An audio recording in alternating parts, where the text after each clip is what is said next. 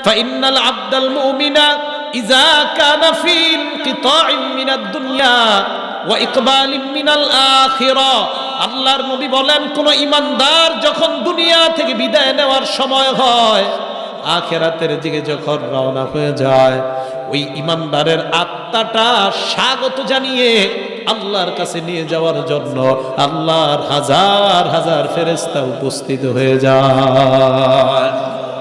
নবীজি এইভাবে ওই ঈমানদারের ব্যাপারে বলে ঈমানদার শোয়া মরণের জন্য ঈমানদার প্রস্তুতি নেয়। ঈমানদার মারা যাবে অবস্থা ফেরেশতারা আসার পর নবী বলেন ওই অবস্থায় ঈমানদারের নজরের শেষ সীমানা যেই পর্যন্ত যায় আল্লাহর ফেরেশতারা দুইটা কাতার হয়ে ঈমানদারকে ঘেরাও করে ওই পর্যন্ত তারা বসে যায়।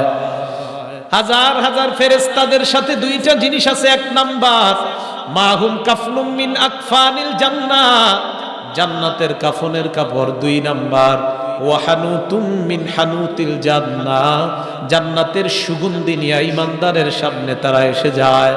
এবার ঈমানদার মরণের জন্য প্রস্তুত।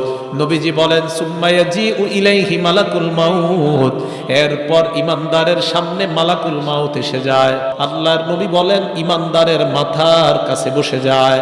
মাথার কাছে বসার পর ঈমানদারকে ডাক দিয়ে বলে আইয়াতুহান নাফসুল হামিদা, হে প্রশংসনীয় আত্মা, উখরুজি তুমি বের হও ইলা রাব্বিন রাদিন আনকি গায়রি গদবান, তুমি ওই আল্লাহর দিকে বের হও যে আল্লাহ তোমার প্রতি সন্তুষ্ট। শুধু তাই নয়, ওই আল্লাহ তোমার জিন্দেগীর সব গুনাহগুলো মাফ করে দিয়েছেন।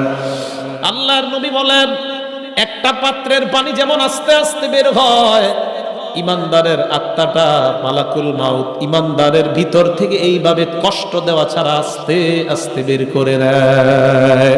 হাদিসে আসছে তাসিলু কামা তাসিলুল কাতরাতু মিন ফিস সিকা, সিকা শব্দের অর্থ পাত্র, ফি শব্দের অর্থ এই জায়গায় মুখ। নবী বলেন একটা পাত্রের মুখ দিয়ে যেমন পানি আস্তে আস্তে বের হয়, ঈমানদারের আত্মাটা কষ্ট দেওয়া ছাড়া মালাকুল মাউত এইভাবে আস্তে আস্তে বের করে নেয়। এবার নবী বলেন ওয়া ইন্নাল আবদাল ফাজিরা, পাপাচার বান্দা যখন দুনিয়া থেকে বিদায় নেওয়ার সময় হয় ওই বান্দার সামনেও হাজার হাজার ফেরেশতারা উপস্থিত হয়ে যায়। ওই ফেরেশতাদের সাথে কি থাকে? নবী বলেন মাহুমুল মাসুহ, তাদের সাথে সালার চট থাকে, সালার বস্তা। ওই সালার বস্তা নিয়ে উপস্থিত হয়ে যায়। সুম্মা ইয়াজিউ ইলাইহি মালাকুল মাউত, মৃত্যুর ফেরেশতা তার মাথার কাছে আসে। মাথার কাছে আসার পর ওই বান্দাকে ডাক দিয়ে বলে আইয়াতুহান নাফসুল খাবিসা, হে খারাপ আত্মা তুমি বের হও, আল্লাহ তোমার উপর বড় গুসা, তাড়াতাড়ি বের হও। আল্লাহর নবী বলেন কাটা দিয়া শরীরের মধ্যে ঘাই দিলে পশমের গোড়ায় গোড়ায় যেমন আঘাত হয়, ওই বেঈমান আর নাফরমান আর পাপাচারের আত্মাটাও ওইভাবে কষ্ট দিতে দিতে বের করা হবে।